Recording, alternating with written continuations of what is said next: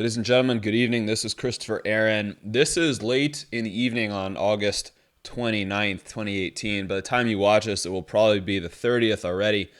I'm out on the West Coast traveling, West Coast of the United States traveling this month, and so things are a little bit later in the evening here.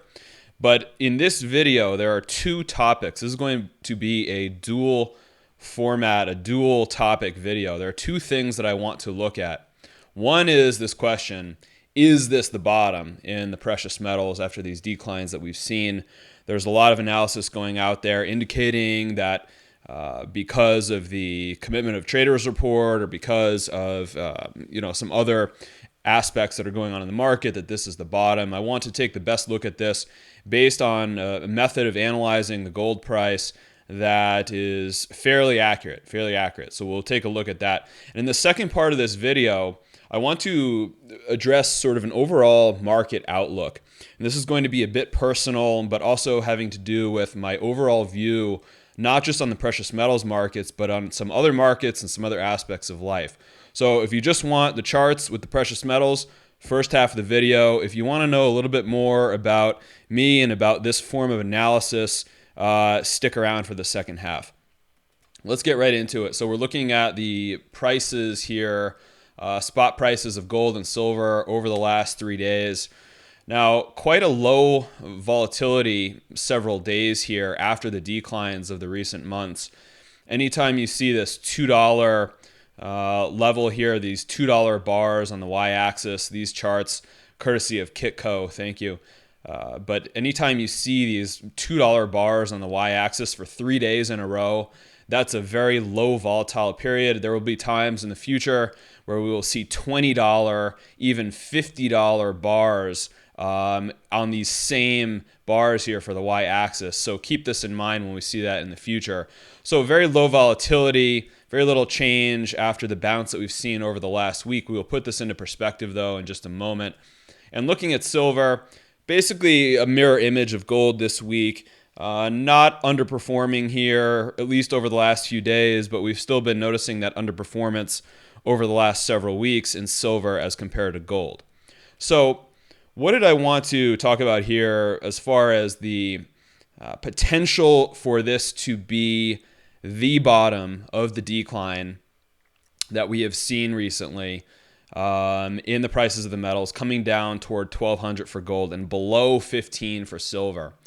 So let's take a look at this, and I'll show you exactly what we are looking at here. I'll talk you through everything. We're looking at a two-part chart here on the top, and this is the top portion of this is a chart of the gold mining complex. This is the GDX Gold Miners Fund.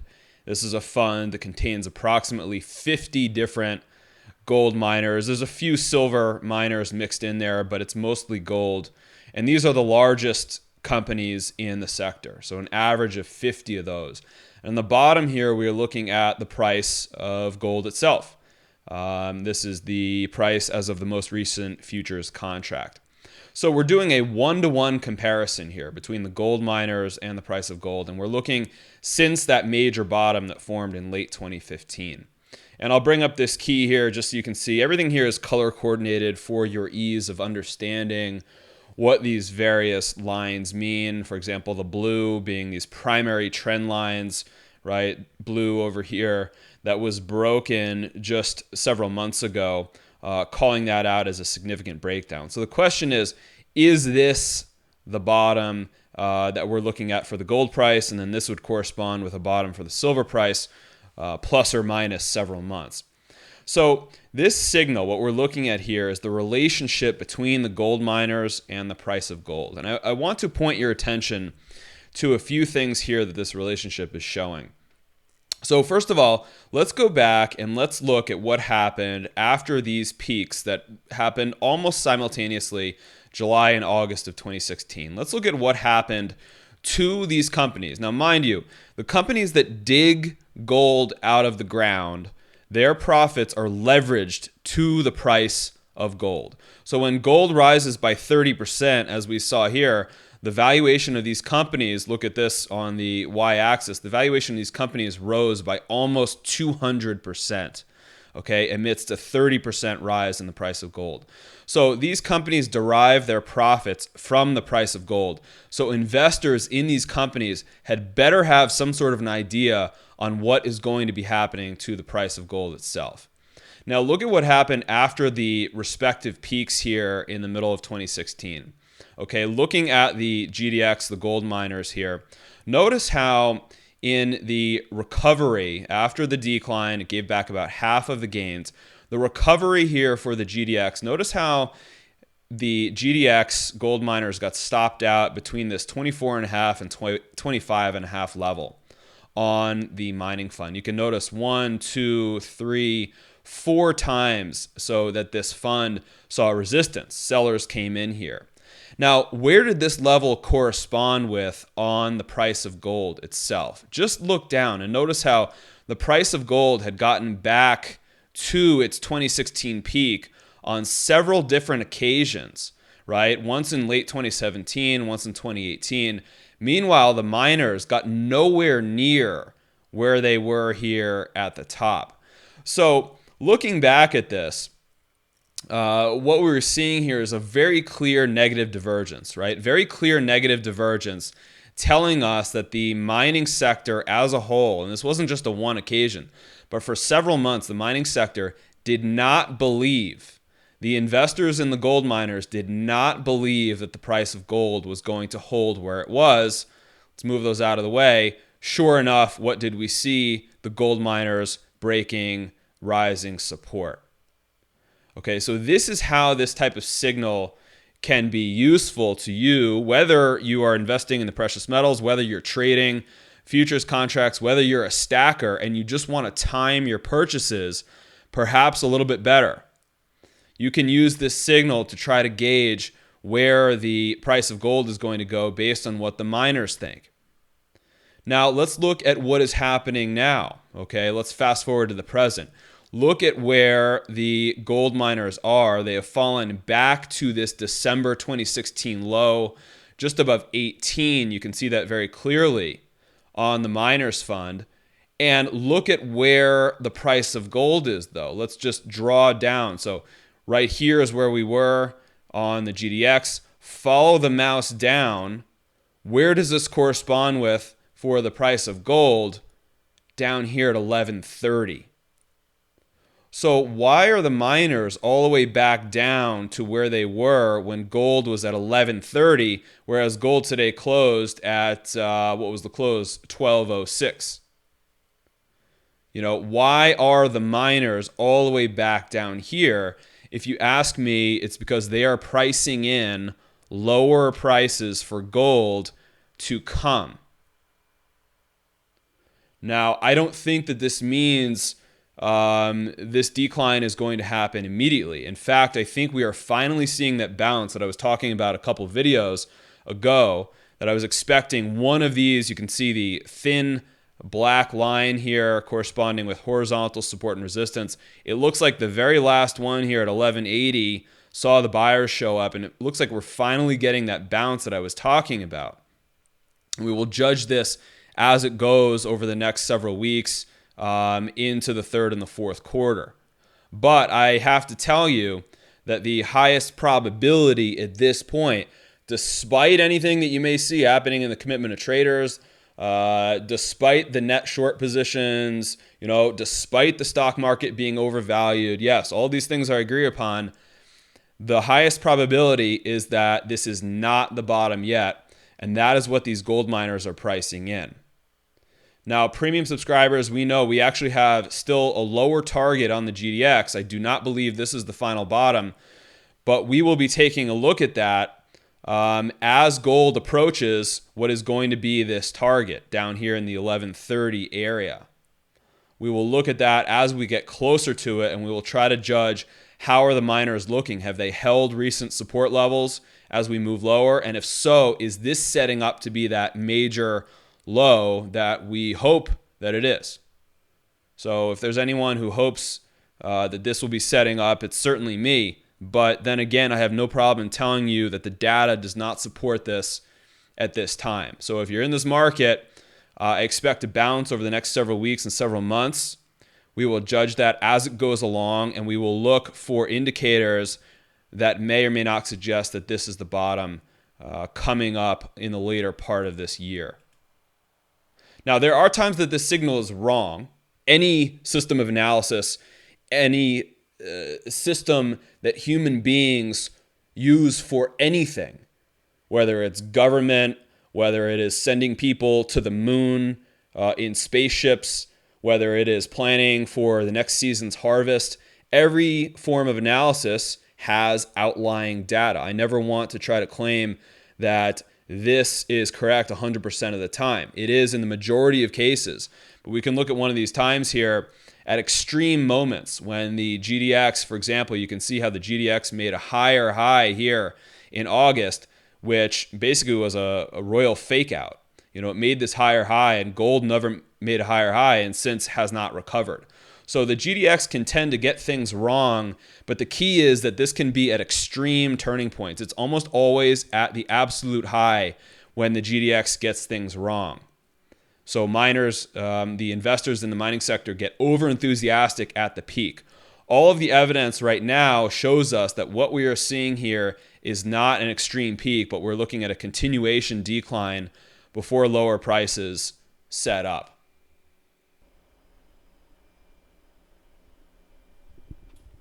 So I just wanted to give you a little bit of background on where I'm coming from with this market. I am into the precious metals and I study primarily the precious metals. But you'll also see here in these videos that I'm not always believing that the metals are going to go higher. And sometimes I think they're going to move lower. And I just wanted to explain to you about where I'm coming from with that outlook sometimes. The precious metals are something that are near and dear to me. And I understand the problems that many analysts are seeing in the world, from the bailouts of the banks to the inflation and the theft that comes from the inflation, and also the corruption and the waste from wars and from things like that. And look, if there's anyone who knows about that, I'm trying to tell you that it's me. I just want to tell you a little bit about my background with that. In the first part of my career, I did spend working for the military. There was an article that I was interviewed of recently. I was interviewed in. It was published in the New York Times, and it's called "The Wounds of the Drone Warrior." And what did I do during the first part of my career? I used this technology that we have, and I dropped bombs on people. And I killed people in Afghanistan and Iraq. And so I participated in that. Now, I did it as a patriot, as someone in the honor of my grandfather who fought in World War II, who I admired. But at the same time, I saw with my own eyes when I was overseas that the wars were not being what I was told when I first volunteered to deploy. And so in this way, this is something that I learned about in the mid-2000s that really led me into the realm of precious metals. And it led me in several other realms as well. It led me into a period of time of being very ill when I came back. And part of the recovery from that was learning about precious metals, learning how precious metals play a role in the world financial system, how they have throughout time. That when governments try to print more money than they can print, than they're allowed to, or than they have resources for, reserves, they typically throughout history fail at that. And so when I came back from Afghanistan, if you choose to read this article, I'll provide a link below if you want to know a little bit more about my background in that subject matter. But when governments do this, they fail. And one of those ways that they do that in throughout history, the overspending comes from war. And it comes from a lot of those other things like we talked about. So I see those things. Okay, I absolutely understand those things that are happening. But, and here's the big but, I am an optimist on perhaps not the way we're living day to day all the time, but I'm an optimist on our species, the species of humanity, and I am an optimist on the outlook for this planet as a whole. And so when I got back from being overseas and I was extremely ill for a period of time, one of the things that I did is I had to take a complete step back from the financial markets and the precious metals to re-immerse myself in other things, other areas of life that were still worth living, still beautiful. Because when you come back in the state that I was in 2009, sometimes you don't want to continue in the same way. So if you just think about, other uses of this technology around us, we're talking about, it seems so basic, but how am I talking to you? How are we speaking? It's through the internet. And so I think it's funny sometimes that precious metals investors are so bearish on the world and the economy, when how would we be having this conversation if it were not for the founders of the internet over the last 20 years? And look, some of us buy precious metals online and have them securely shipped to our doors in 2 days. How's that for technology? And some of us trade online, which, by the way, is something I'll be getting more into over the next several months. But some of us trade online. Our entire livings come from being online. We can do that anywhere in the world with a laptop. We can go into the middle of the woods like I did often with my dog, and we can trade precious metals on one of the most beautiful spots on earth, a lake that I happen to know about in New England. We can do that now. You could never do that in the history of mankind prior to the last decade or so. What else can we do? We can order anything that we want, have it shipped to us. We can learn about anything. We can communicate. So there are a lot of horrific things happening in the world, not the least of which I participated in, but that was certainly pretty bad. And there are a lot of incredible things happening in the world at the same time. And I would just say, if you're someone, who's only focusing on these negative things, look, it's important. I do that too from time to time myself. We have to focus on what we need to improve in this world. And precious metals play a huge role in that, both from a financial standpoint, a personal liberty standpoint, a revaluation of the currency standpoint at some point to come in the future, perhaps though not right now. But on the other side of things, this is not the only thing that is happening. The world is not only bad. There are incredible things happening. You can get on an airplane and go anywhere in the world within 24 hours if you wanted to, for the first time only in the last 75 years of our species' history, the planet's history. Think about these things. So this is why I feel, that the precious metals are going to be rising over the years ahead. But there are these, we talked about this last week, there are these cross currents in history. And it's not only one thing. So when there's someone out there that's telling you that it's only negative, that's not the way that I think we should live our lives. Those things are happening. Let's protect ourselves, and let's focus on the things that are improving this world, bringing us some joy and some beauty, and having a good time. Because ultimately, I think that's what we're here to do, and help others do that as well. So I do thank you for tuning in to this week's broadcast. As I said, the link to that New York Times article will be below if you want to learn more about that side of my career. In this business, we focus on the precious metals. There is a premium service that includes members-only videos such as this that are just a lot more in-depth. Flash updates go right to your inbox if you're interested in the precious metals and technical analysis such as this. We cover gold, silver, and the mining sector. And I'll tell you what, the next bottoming attempt will be going out to premium subscribers first. When we see that divergence in the GDX and gold starting to work in our favor again, there will be an alert sent to subscribers. That is what you get for participating in that service. You get the first look at this analysis. I also work with individuals on a one-on-one basis. Just so you know, if you'd like to speak about anything, especially related to the markets or the precious metals, that is what I do with individuals. I simply give you the best unbiased perspective on these markets that I'm capable of. So that is a little bit about how I see the world. I hope that this helps a little bit to explain how I can be bearish on the precious metals over the short run, even though I have seen with my own eyes the reasons being in the war, the reasons, the bailouts of these companies and the banks, the reasons why the metals should go higher over the long run. And at the same time, there are a lot of incredible things happening on this planet right in front of our eyes. Let's try to take everything, because that's the world we live in. Thank you.